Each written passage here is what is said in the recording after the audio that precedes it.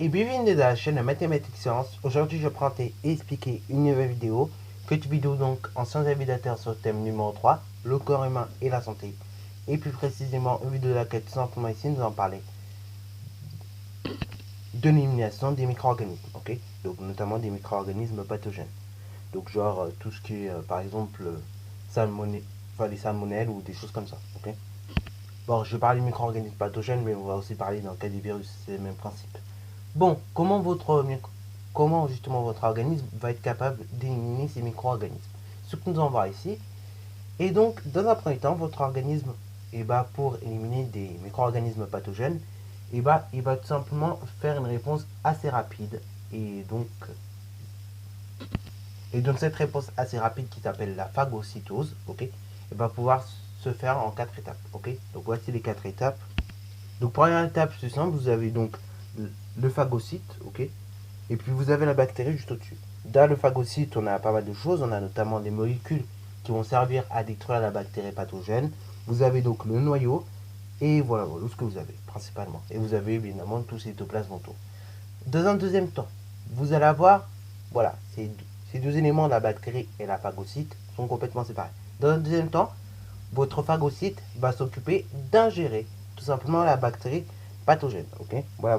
Il va ingérer cette bactérie pathogène. Et une fois que c'est fait, et ben dans un troisième temps, il va avoir une étape de digestion, ok, de cette bactérie pathogène par tout simplement ces, par ces molécules justement qui sont capables de tuer, ok. Donc par ces molécules destructrices. Je vais y arriver. Et ensuite, dans un dernier temps, une fois que ces molécules destructrices se seront occupées de bouffer toute la bactérie tranquillement, et bah il y aura une éjection de débris, ok. Et donc votre micro-organisme sera mort. Ça, c'est si tout marche bien, ok. Ça, c'est la phagocytose, ok. Mais maintenant, si ça marche pas bien, il va y avoir des réactions plus lentes et plus spécifiques, notamment la production d'anticorps ou bien notamment de lymphocytes. Alors déjà, on va rappeler ce que c'est qu'un antigène. Un antigène, c'est la molécule que va produire votre organisme lorsqu'il est en contact tout simplement avec un organisme qui lui est pathogène. Ok, voilà. Lorsqu'il est en contact plus précisément avec un antigène.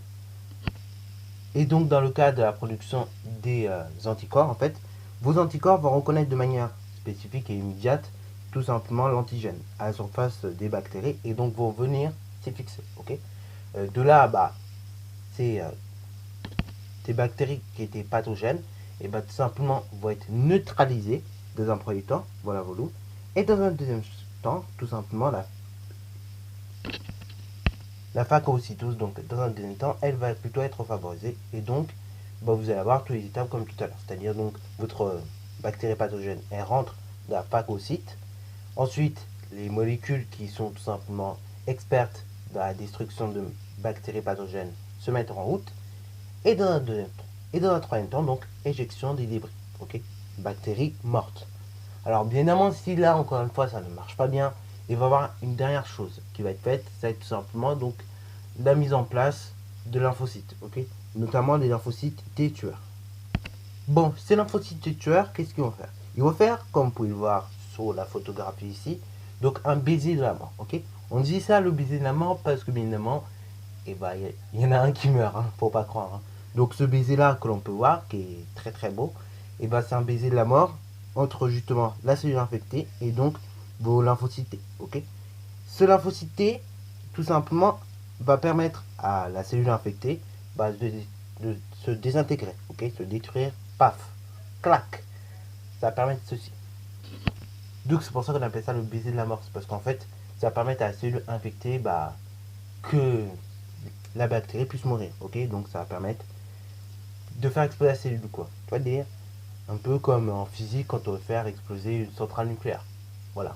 Ou la TNT, des choses comme ça, tu vois. C'est un peu le même délire. Tu vois dans un film par exemple d'action, quand par moment, notamment avec les Hulk et tout, par moment ils voulaient faire exploser, comment dire, des caisses, ok. Des caisses qui étaient bien fermées. Bon, ça c'est ce qu'on voit au microscope, mais je m'arrête quand même vous l'expliquer un petit peu mieux, sous forme schématique, comme ça genre. Bon, allez, on va être un peu plus précis, on va essayer de voir le mode d'action de ces lymphocytes tueurs. Alors, ces lymphocytes tueurs, ils vont tout simplement faire un baiser avec tout simplement la cellule infectée. Et en fait, ces lymphocytes tueurs, ils vont tout simplement envoyer des sécrétions qui vont permettre la destruction de la cellule, donc des sécrétions de molécules qui permettent la destruction de la cellule. Il va également envoyer de l'eau. Et en fait, tout simplement, donc, les molécules vont performer la membrane en question. Ok. Et en fait, le truc, c'est que en envoyant des sécrétions de molécules qui est tout simplement liées à la destruction de la cellule plus de l'eau, ça permet de faire gonfler ta cellule et après de la faire éclater. Ok. On la fait éclater et après, du coup, paf, ta cellule elle meurt. C'est pour ça donc qu'on a appelé ça le baiser de la mort. Parce qu'en fait, tu as une cellule là, ta cellule infectée qui se met à mourir. Ok. Parce qu'on a embrassé un lymphocyte T tueur. Ok. D'où le terme lymphocyte T tueur déjà. Quand tu entends ce mot, t'es pas très bien. Bon, heureusement quand même tous ces mécanismes là, tout ça pour vous dire, ils sont là dans notre corps. Ça permet que, au cas où si vous avez un micro-organisme pathogène, qui puisse vous défendre. Alors bien évidemment, ce mécanisme, plus vous vieillissez, et moins il fonctionne bien. Ok. Et donc, notamment ces mécanismes là, c'est bien, mais il y a certaines choses également qui permettent de renforcer le mécanisme, notamment les vaccins ou des choses comme ça. Et donc le principe de la vaccination, tout ça, on en reparlera, mais dans une prochaine vidéo les petits. Voilà, bon, sur ce donc c'est la fin de cette vidéo, j'espère qu'elle vous aura plu.